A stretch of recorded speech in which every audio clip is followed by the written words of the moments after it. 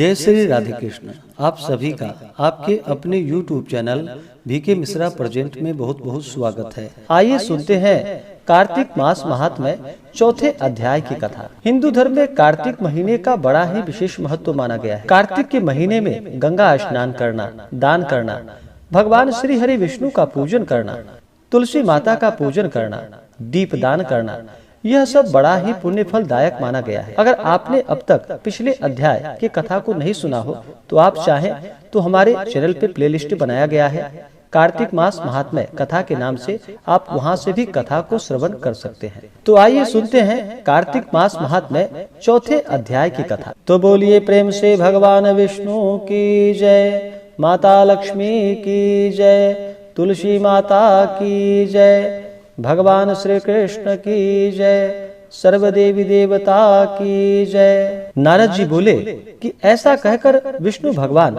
मत्स्य रूप धारण कर विंध्यवासी कश्यप ऋषि की अंजलि में पहुंच गए। तब उन ऋषि ने दया करके उस मछली को अपने कमंडलू में रख दिया।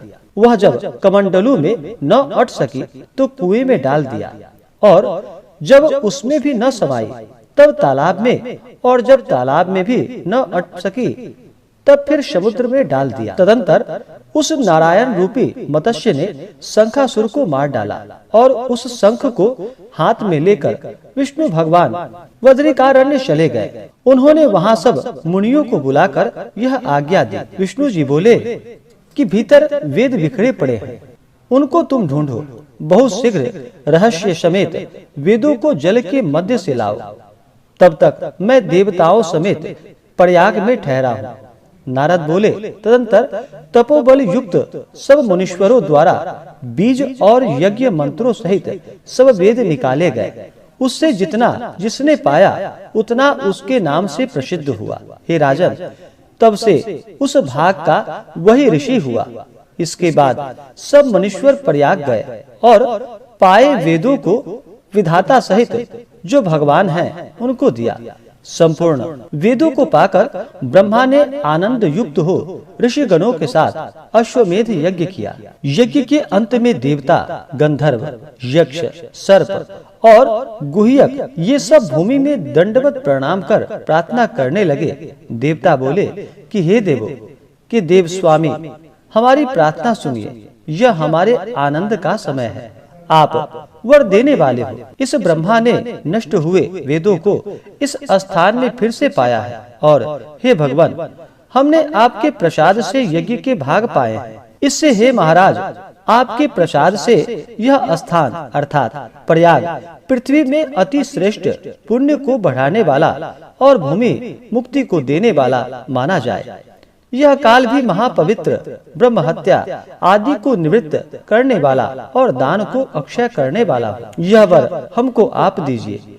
विष्णु भगवान बोले कि हे देवताओं, जो तुमने कहा है यह मुझे भी सम्मत है, तथास्तु, अर्थात मैंने तुमको वांछित वर दिया। ब्रह्म क्षेत्र के नाम से प्रसिद्ध यह स्थान सबको सुलभ होगा। सूर्य वंश में उत्पन्न राजा भागीरथ यहाँ गंगा लावेंगे। यह गंगा यहाँ सूर्य की कन्या कालिंदी अर्थात यमुना जी से संयोग को प्राप्त होंगी।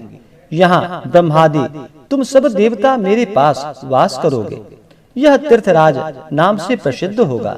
इस क्षेत्र में किया हुआ दान, तप, व्रत, होम, जप और पूजा आदि क्रियाएं अनंत फल देने वाली होंगी और मेरी समीपता प्रदान करने वाली होंगी। अनेक जन्मों के किए हुए ब्रह्म हत्या आदि पाप इस तीर्थ के दर्शन से तत्काल नाश को प्राप्त होवेंगे। जो धीर पुरुष मेरी सन्निधि अर्थात मेरे समीप देह छोड़ेंगे तो फिर नहीं जन्म लेने वाले वे मनुष्य मेरे शरीर में प्रवेश करेंगे अर्थात मुक्ति पावेंगे। जो यहाँ अपने पितरों के निमित्त श्राद्ध करेंगे उनके सब पितृगण मेरी स्वरूपता को प्राप्त होंगे। यह समय भी मनुष्यों को महापुण्य का फल देने वाला होगा, और मकर के सूर्य आने पर स्नान करने वाले पुरुष के पापों का नाश करेगा। माघ मास में मकर के सूर्य आने पर प्रातः काल स्नान करने वाले मनुष्यों के दर्शन से ही पाप ऐसे दूर हो जाएंगे जैसे सूर्य से अंधकार दूर हो जाता है।